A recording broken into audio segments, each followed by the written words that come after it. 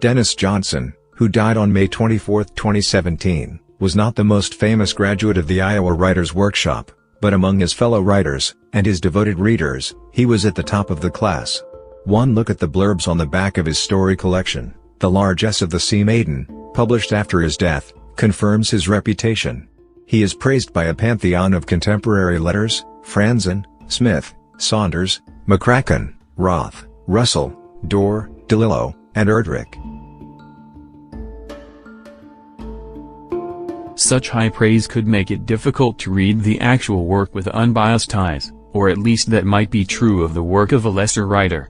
But the 5 stories in The Largesse of the Sea Maiden are alive with the energy of Johnson's voice and his ability, even eagerness, to append expectations of plot and form. These stories are arresting. The collection, written as Johnson was dying of liver cancer, is much concerned with death and how to make sense of life in the face of it. The book closes with the story entitled Doppelganger, Poltergeist, which is narrated by Kevin Harrington, a poet-turned-critic and professor who maintains a friendship with his most brilliant student. The student, Marcus Ahern, is obsessed with Elvis Presley and his stillborn twin brother.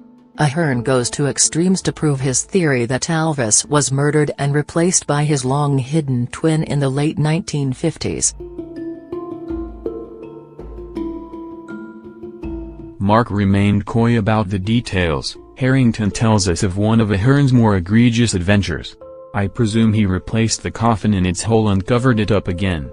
Erzatz corpses, Erzatz documents, false trails, furious complications. I waited to see how he'd make sense of it all. I waited for years. Eventually, Ahern offers an explanation, both mad and touching, that fully incorporates Harrington into his schema for making sense of world. The story, like the others in the collection, explores the tenuousness of the connections that form the framework of our lives and our various strategies for making meaning. The Largesse of the Sea Maiden is a masterwork that highlights all we lost when we lost Dennis Johnson. We value your trust and work hard to provide fair, accurate coverage. If you have found an error or omission in our reporting, tell us here.